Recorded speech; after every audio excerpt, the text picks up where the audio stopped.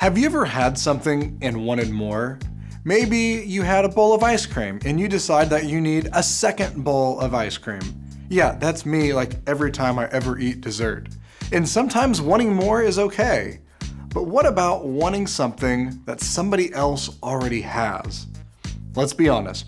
Have you ever seen another kid at school with something new and you wish that you had that thing instead of them? Maybe you've been wanting a new pair of shoes and one of your friends walks into class with that exact pair of shoes that you've had your eyes on.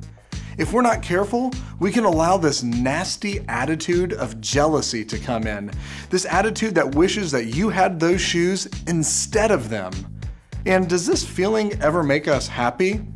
No, it makes us upset, doesn't it? Maybe it even makes you feel a little bit sick on the inside. Here's the big problem with this.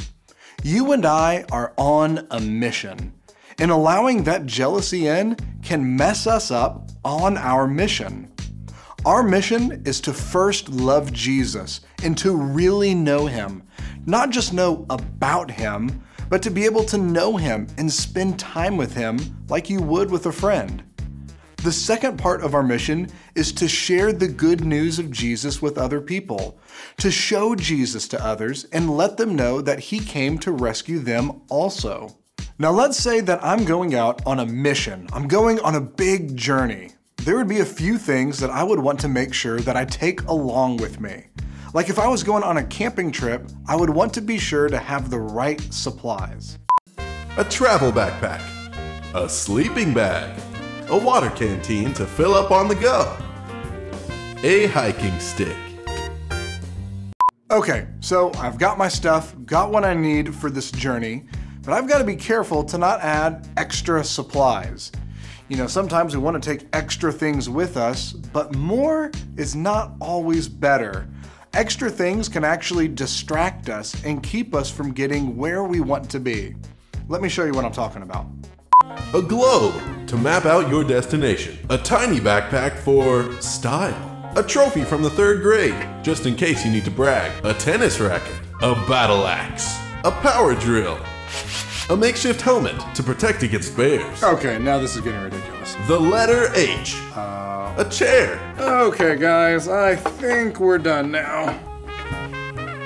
So all of that stuff would obviously slow me down on my journey. So now let's get back to our Bible story. Ahab the king had everything, but to him, he didn't have enough. He wanted more and more and more, to the point where he was sick and pouting like a little baby. He was being held back on his journey. As the king, he was supposed to shine the image of God to the people he ruled over, to show his people the true king, God. But that definitely didn't happen. He got super sidetracked on his mission, and he was super distracted by wanting what Naboth had. He totally did not complete his mission. And sometimes, we can be just like Ahab.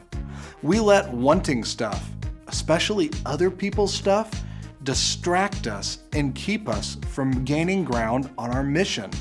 So this is where we've got to be careful.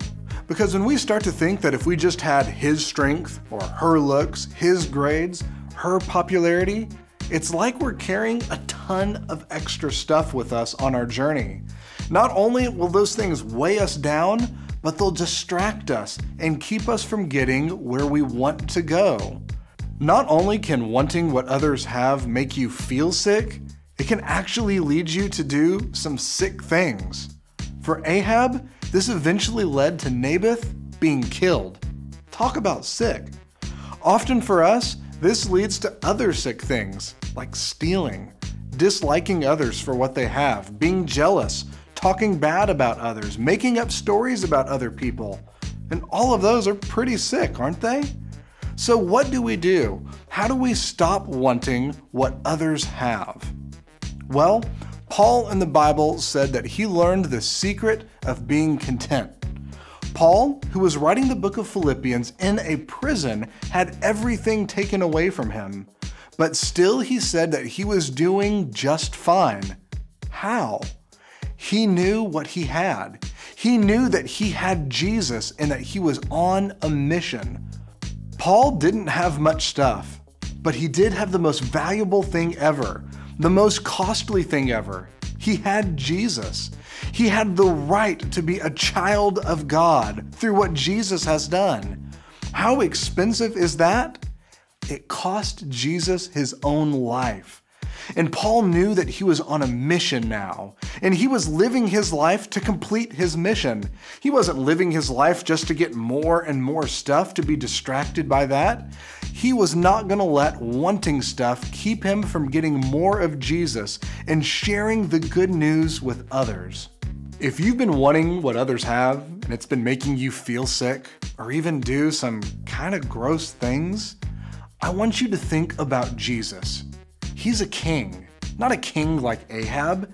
Jesus is the true king, and he had everything in his kingdom, but he gave it all up to be a person like you and I, to die for us so that we could be with God and share in his kingdom forever. If we really see what Jesus has done for us, and we remind ourselves that we have the most valuable thing ever in Jesus, then how could we want what others have? Really, when it comes down to it, it's a trust issue. We've got to decide if we're going to trust Jesus or not. Remember, every day, I can trust Jesus.